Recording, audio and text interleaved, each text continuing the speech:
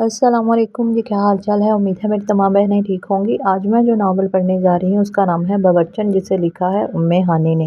چلیں جی پڑھنا سٹارٹ کرتی ہوں۔ کٹلس فرائی کر کے اس نے بڑی پلیٹ میں طریقے سے سجا کر رکھے اور کھانے کی میز پہ درمیان میں رکھ دیے۔ ایک نظر اس نے کھانے کی میز پہ ڈالی۔ Chicken makhani, fried chicken, Russian salad, cutlets, mutton biryani, cold drinks اور تندوری روٹی سب تیار تھا اور سجاوٹ لاجواب۔ ماما سب کو کھانے کے لیے بلا لیں۔ کمرے سے نکلتی ماں کو اس نے تھکے تھکے انداز میں کہا اور خود وہیں لانچ کے صوفے پہ ڈھہ سی گئی۔ اب تو دل کر رہا تھا بس کسی کونے میں اسے بستر لگا مل جائے اور وہ سکون کی نیند سو جائے، اور ایسے میں اگر اسے اے سی کی ٹھنڈک بھی ہو تو کیا ہی بات ہے۔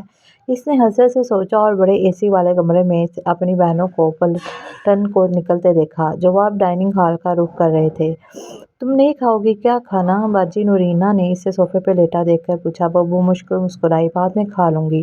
اگست کی حبس زدہ گرمی میں صبح سے کچن میں کھڑے ہو کر پسینے سے جو حال ہوتا ہے، انہی حالوں میں وہ بھی اس حال میں وہ بنا شاور لیے لباس تبدیل کیے کھانا کھا لیتی۔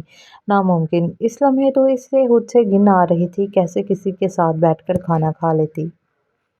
سب ڈائننگ ہال میں کھانے کے لیے چلے گئے تو اس نے سکھا سانس لیتے بڑے کمرے کا رخ کیا، جو اب صرف اس کا لیکن باجیوں کی شادی سے پہلے سب بہنوں کا مشترکہ کمرہ تھا۔ اندر سے اسی کی کھنکی میں دل کیا وہیں سو جائے، لیکن پہلے اس نے شاور لیا اور لباس تبدیل کیا، پھر سکون سے بستر کا رخ کیا۔ اب ذرا گرمی کا زور ٹوٹا تو بھوک بھی چمک اٹھی تھی، لیکن سوچا کچھ دیر کمر ٹکا لی جائے، لیکن جسم بالکل اکڑ گیا تھا صبح سے کھڑے ہو کر۔ ابھی وہ لیٹی ہی تھی کہ اس کی بھانجی وردہ آ گئی۔ خالہ، نانو کہہ رہی ہیں کہ کھانا کھا لیں آپ بھی اور سب کو سویٹ ڈش سرو کر دیں۔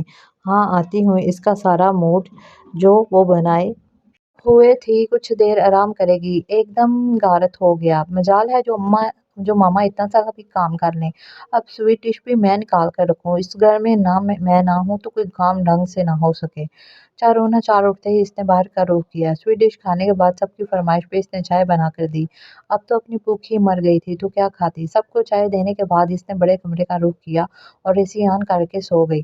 باجیاں کب اپنے اپنے گھروں کو گئیں اسے بالکل خبر نہ ہو سکی۔ مغرب کے بعد جو سو کر اٹھی تو سب جا چکے تھے۔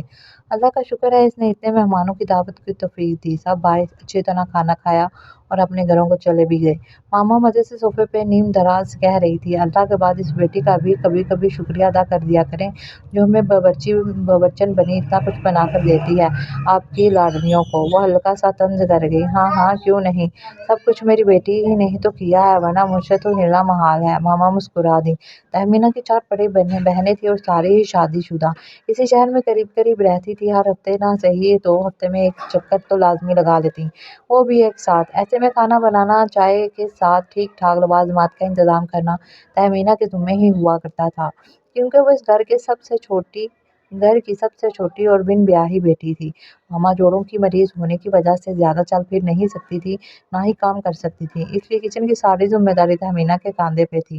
جب تک ان کے اکلوتے بھائی کی شادی نہیں ہو جاتی یہ ذمہ داری اسے ہی نبھانا تھی، اور علی ابھی شادی پر آمادہ نہیں تھا۔ اللہ کسی کو گھر کا سب سے چھوٹا پیس نہ بنائے، وہ اکتا کر اپنے کالج کی دوستوں میں بیٹھ کر کہا کرتی۔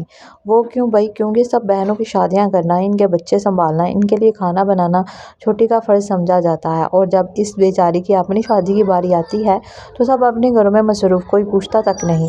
وہ منہ پھلائی کہتی، جس کے ان دنوں رشتے آ رہے تھے اور رشتے والوں کے لیے وہ سب کچھ خود ہی بنا کر لے جاتی تھی۔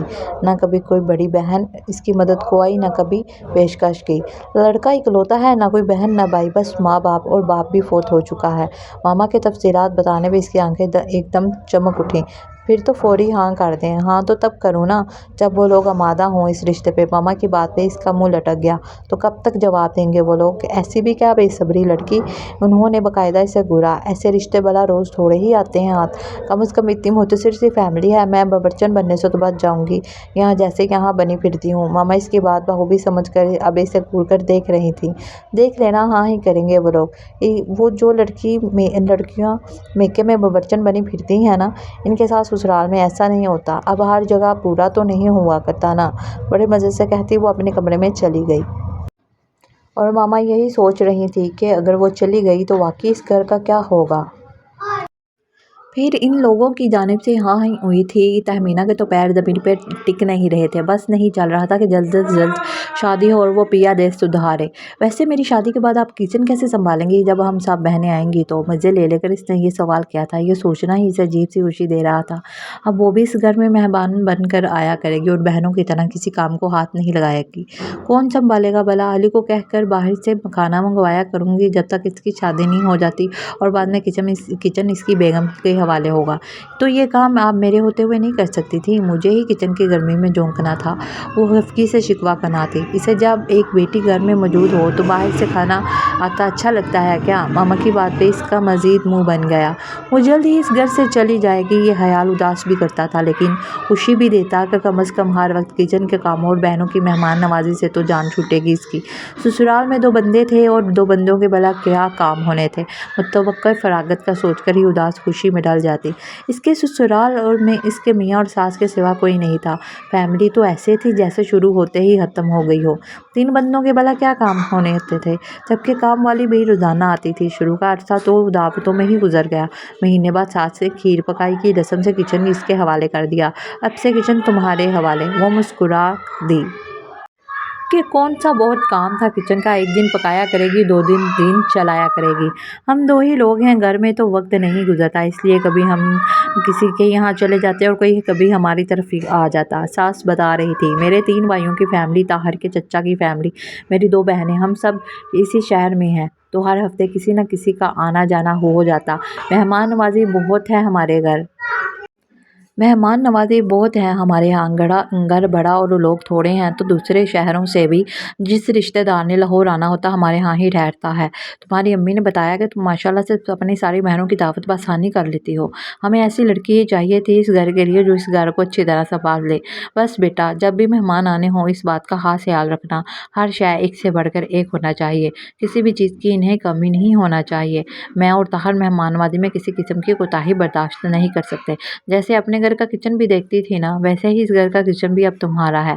तहमीना का तो वो हाल था कि काटो बदन में लहू नहीं। कल ताहिर के चचा की फैमिली रात के खाने पे आना चाह रही है, तुम देख लेना क्या क्या बनाना है और ताहिर से मंगवा लेना जो भी बाजार से मंगवाना है। सास इतना कहकर अपने कमरे में चली गई और वो वहीं सोफे पर डह सी गई।